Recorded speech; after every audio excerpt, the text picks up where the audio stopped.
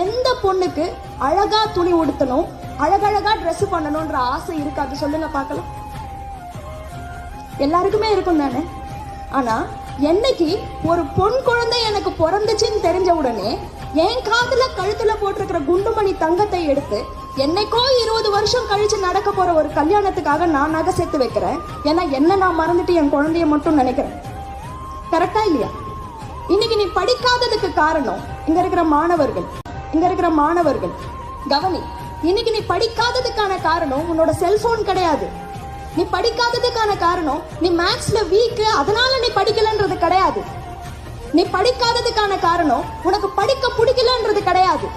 நீ படிக்காததுக்கான காரணம் 4 காரணம். ஒன்னு சுயநலம், இன்னொன்னு நன்றி கெட்டத்தனம், 3வது உணர்ச்சியற்ற தனம், 4வது எடை போடுதல்.